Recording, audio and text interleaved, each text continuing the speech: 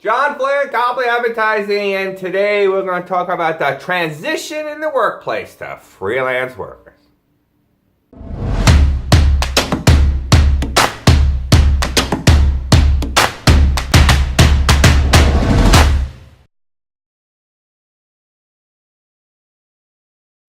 There's a transition going on, and it's slow, but it's coming. And it's something you should all, workers and companies should take a very good look at. So anyway, companies have to be more nimble than ever, right? So you can't be clogged in with 100 workers, sitting at their cubicles, crying and wishing they were, doing something else. So, the old days of just filling cubicles. I mean, I remember 1999, people were just filling cubicles. They were just, building cubicles and putting bodies in. Didn't matter who you were, where you worked, just sit here, we'll pay you. Right? And that was bigger is better. Those days are over. So, we have become bloated and stagnant, these days for most of the reason the economy has been crappy. So what do you do? Well, it makes sense to not have as many workers as full-time as you have now and do the freelance model, right? And then if you're in Omaha, Nebraska, no offense to the great city of Omaha, Nebraska, good people out there, I know some. But if you're in a city like Omaha, Nebraska, you have a very limited job pool. I mean, it's like, there's good people in Omaha, Nebraska, but, I don't think everything you need is in Omaha, Nebraska. So what do you do at that point where you freelance? I'm a big believer in global freelancing, right? I have a marketing team in Poland. My video editor, hi, right, is in Bangladesh.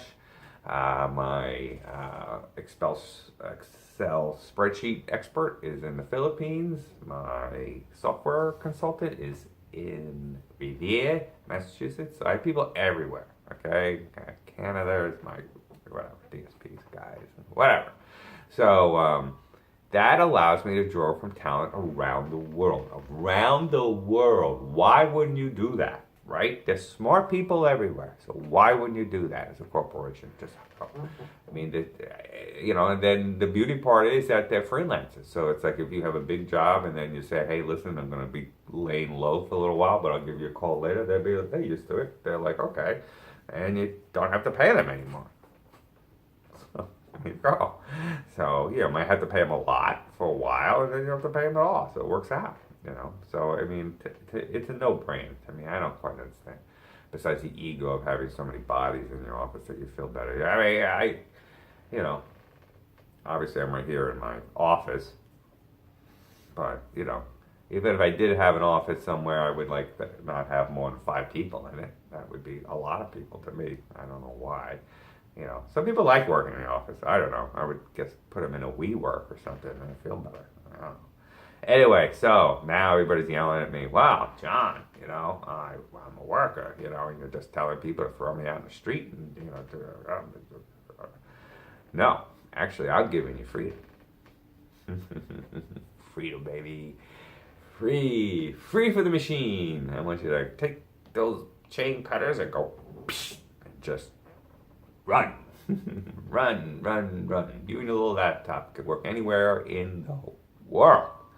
Right? And you become a freelance, whatever, right? You may not be a freelancer what you exactly do now, but you pick something else you want to be a freelancer, right? And you start your own company.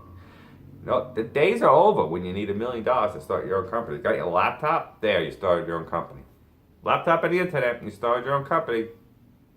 That's it. That's it. So, I mean, that's your freedom now, is that you're able to do that. Now, I know, you're saying, listen, I'm 44 and I'm 56. Don't even tell me you're 44. But you're 44 and, you got a wife and kids and things, I know. But as you know, in a corporate environment, you can get sacked at any day of the week, So, I mean, doesn't it make sense to, at least now, before they're great onslaught is going on, that you kind of look around and start playing with your computer a couple hours a night. I mean, the great Gary Vaynerchuk, which somebody you should, listen to on YouTube if you want to even think about this stuff.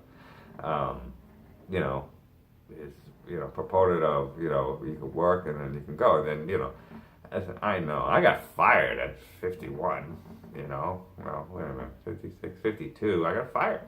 I was a GM of a small ad agency and I got fired. Best day of my life. Best day ever. But at that point, I had a kid in college. I had a kid who was thinking about going to college. I had a big mortgage on a house and not a lot of money in the bank. So it was, petrifying. I'm not gonna lie to you. So, but anyway, so that's the positive thing for the workers is that you'll no longer change. If you're no longer in Nebraska, you could do jobs in St. Louis. You could do jobs in California. Whatever you do. I mean, you know your marketplace, right? You know from your corporate days what your company does and where the holes are. Maybe you could be a disruptor. You could do something in the supply chain. That be like, hey, these guys buy this for $1 million. I could sell you for $1,000. That. Go to the vendors that they go to, cut a better deal, give them their credentials, do something, right? Hustle it before it starts. But this is the way this needs to go. The decentralization of the work. It's happening because it's smart and it's happening because it makes sense. And, building these gigantic, HQ areas in the world is just stupid. John Flynn, Copley Advertising, give me 1 month. 1 month of my mobile marketing campaign, and I'll fix it.